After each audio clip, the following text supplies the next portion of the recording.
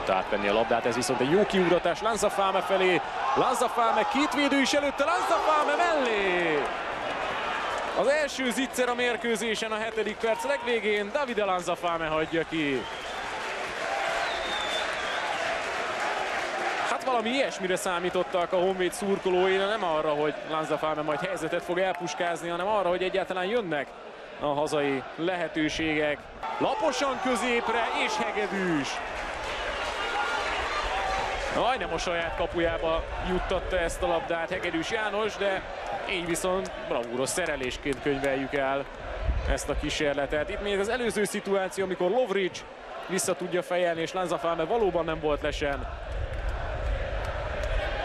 De mondhatjuk, hogy a hazai pálya ezúttal nem segítette a Honvédot, hiszen a kapufáról kifelé pattant a labda. Közben jön már Prosser újabb szöglete, és a kapáslövés mellé. Nagy tűzijáték most a haladás kapuja előtt, de ez a lehetőség is kimarad. Ezúttal Costa Márk fel lehet gyorsítani. Bosnyák erőből középre, ott a kipattanó és mellé megy. Gál Bálint hagyja ki az ittszert.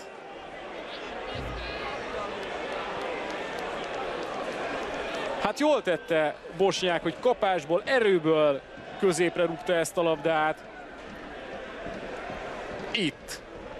Nagy erővel. Gróf nem tudja egyből védeni, és a kipattanót Prosser középre. Szépen fordul be Costa, és mellé lövi. Hát nem tudom, hogy milyen helyzet kell még ezek a mérkőzésen a játékosoknak, de egy újabb ordító zicser maradt ki. Itt Lanzafame polgár mellett lekerül a földre, de nem történt szabálytalanság. És Costa, hogy helyzetbe kerül, az zseniális. A könnyebb részét nem tudja megoldani. Lanzafame sarokkal tovább gazdagnak, lerántás és 11-es. Egy pillanatig az volt a kérdés, hogy ez vajon a vonalon kívül, vagy belül történt-e. Erdős József szerint belül volt, vagy legalábbis a vonalon. Srác Barnavás volt a szabálytalan. Kap egy sárgalapot is érte a szombathelyi játékos. Itt ez nagy butaság volt. Nagyon határeset. Az biztos. Na de ami tény, az tény. Jöhet a Honvéd 11-ese. És Davide Lanzafame fogja elvégezni. Ha pedig berúgja Lanzafame, akkor zsinórban 6. mérkőzésén is eredményes lehet. Na de várjuk meg, hogy belövi-e.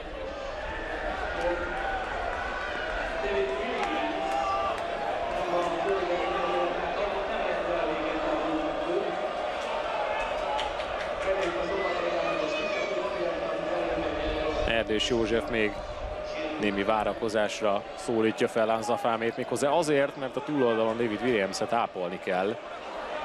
Íme az ausztrál, most segítik le a pályáról, az előbbi szólója után sérült meg.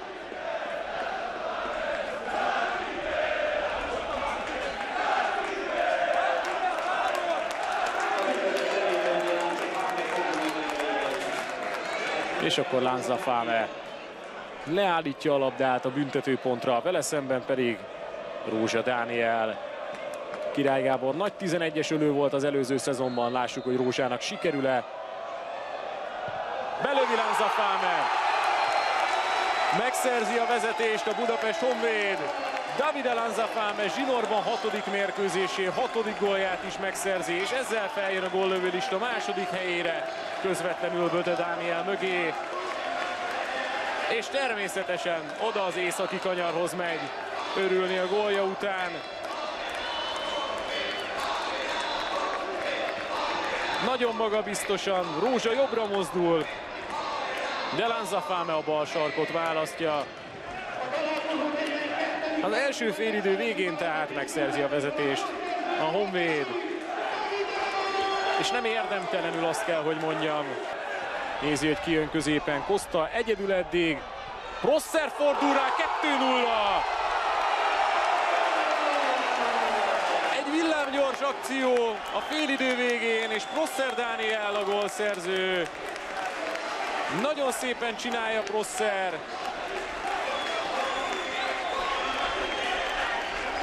És gyakorlatilag emberelőnyből lő egy újabb gólt a Honvéd. Itt nézi meg Barát, hogy Costa jön mellette, Costa pedig okosan, laposan oda teszi Prossernek. Az mondjuk más kérdés, hogy itt hogy lehetett ennyire üresen hagyni Prossert. De hát van még hátra egy második félidő is ebből a mérkőzésből, és hát egyáltalán nem volt eddig sem esélytelen a haladás. Gróf öklözi ki, visszakerül a labda, és gól! És nem volt les, mert hogy szalad vissza a partjelző is. Szépít a haladás a szabadrugás követően, Gál Bálint a gólszerző, és ez volt az első félidő utolsó momentuma. Hát elég kaotikus körülmények között ér véget az első játékrész, az egyszer biztos. Kovács, az jó beadás, Ársz nem tudja maga elé tenni, Halmosi és fölé. A legkomolyabb helyzet a második félidőben.